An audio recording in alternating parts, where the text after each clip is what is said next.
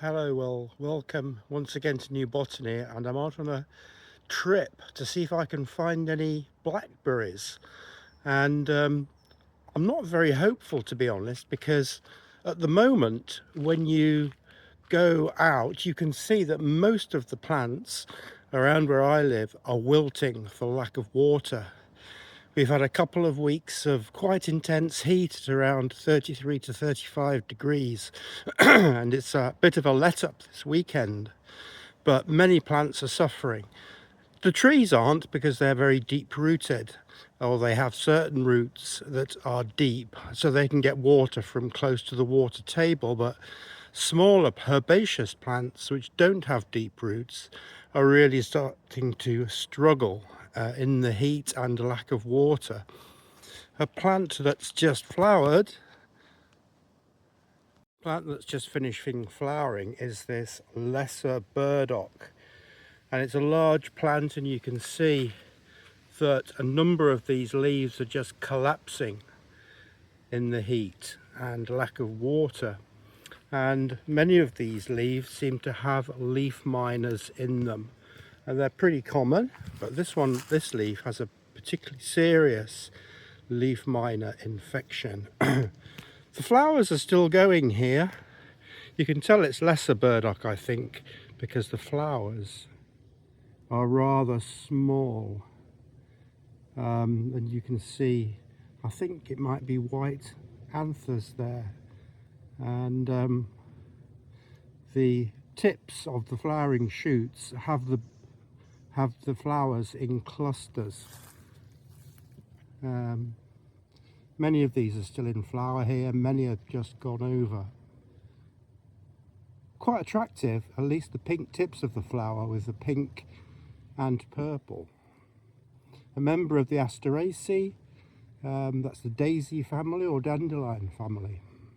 And these plants of dog's mercury are wilting quite badly now, and I think if they get some rain they'll recover, but there isn't any sign of any rain on the horizon at the moment. And I'm really come looking for blackberries, but there seem to be very few ripe ones here, and a lot of them seem to be aborting anyway. You can see here a lot of the fruit is just drying off, I assume for lack of water, and those fruits that are ripening are few and far between. I'm assuming it's because of the lack of water. I don't think the intense sunshine that we'd have had would have caused any problems with these. And here you can see a good example of where the fruits are not really developing properly, and many of them have aborted. Almost certainly due to lack of water, I think.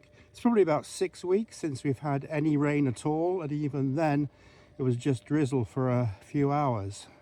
So this is now causing a real problem, and now a wildfire risk in Britain, similar to what has been in Spain, and an increasing problem. And here we've got Wood Avon's Geum urbanum, and it's managed to set seed quite well.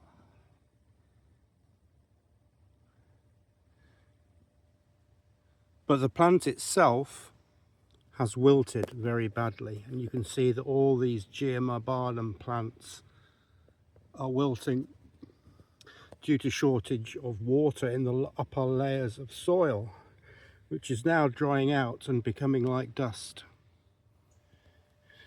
And in these hairy willow herbs, Epilobium hirsutum, the lower leaves are drying off as a sign of a first sign that the plant is struggling.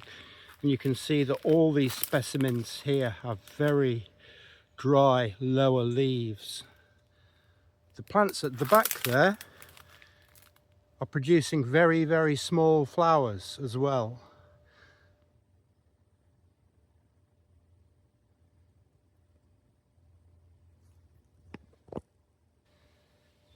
And here's another one. This flower is only about a quarter of the size of the normal flowers of Epilobium hirsutum. So it does have the cruciate stigma lobes.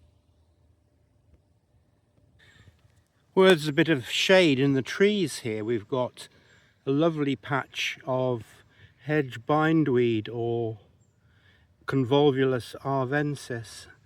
Though I would say, again, perhaps these flowers are a little smaller than usual.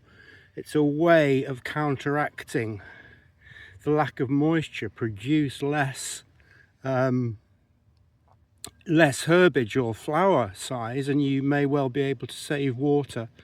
Yeah, there's lots of pollinators on these flowers, lots of hoverflies in particular, and bees as well.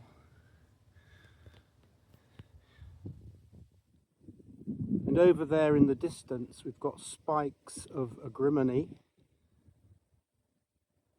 if I can catch them. Yeah, there's one. Again, these are shorter in height now as the drought goes on.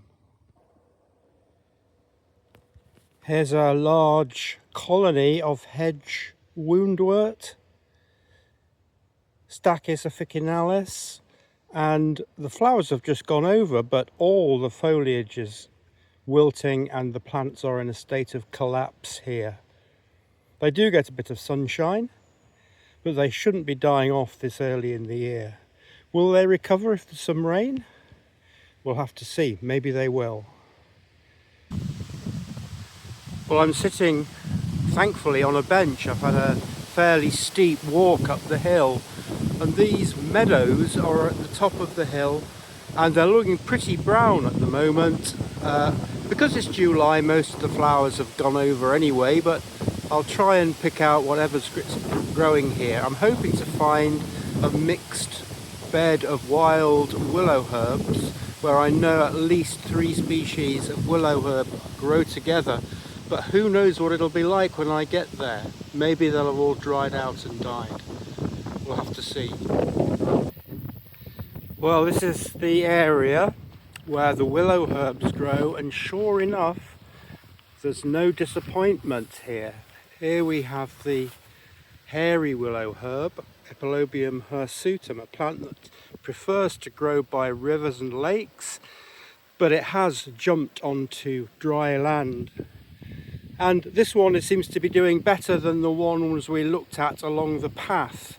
I think probably because the soil here is shaded and prevented from drying out so much. So my guess would be the soil here is slightly more moist than along the path. And you can see here a large number or a colony of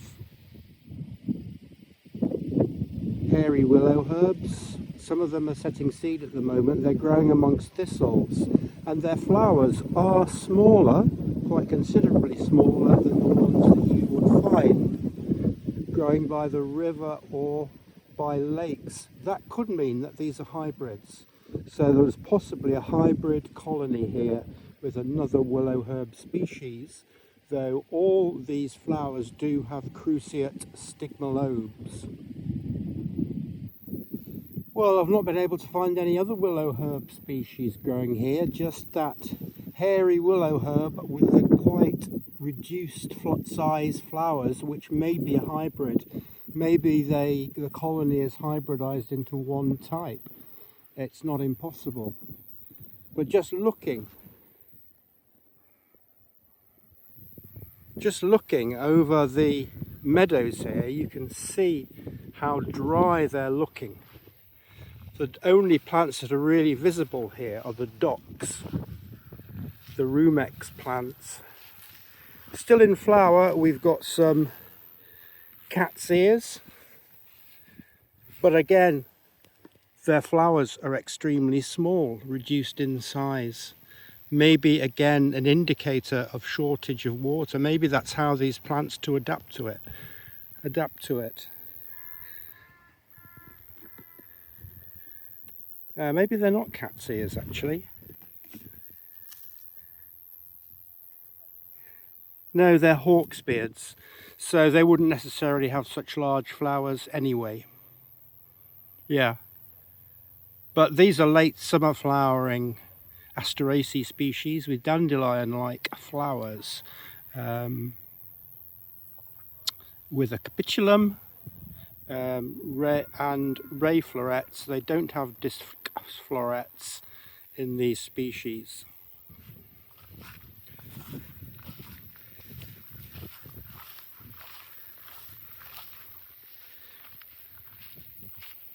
You see some ragwort plants and yarrow plants just beyond there. The plants that stand out are these docks, which have totally dried out. The leaves have gone, the flowers gone, the plant is completely dying down to the root. It is a perennial, so it should be back next year. Bristly ox tongue, an increasingly common plant in waste places and along waysides. It's notable for its quite large lemon yellow coloured flower and prickly leaves. Well, they're prickly, but they wouldn't hurt you if you caught yourself on one. Bristly ox tongue, yet another member of the Asteraceae group, many of which seem to be commonly flowering in late summer when a lot of other plants have gone over. Another nice plant in this group, prickly lettuce, and it's notable because the leaves have prickles down the vein at the back. And again, it's another member of the Asteraceae family, and it's unusual because the flowers are pretty small on long stalks. Nice plants though. Well, I'm walking down the road that leads away from the meadows, and I'll take the chance to sign off here. Normally this would be interesting plants growing on the walls here, but I doubt if there will be any there now because they'll have been burnt off by the sun and the drought, I think.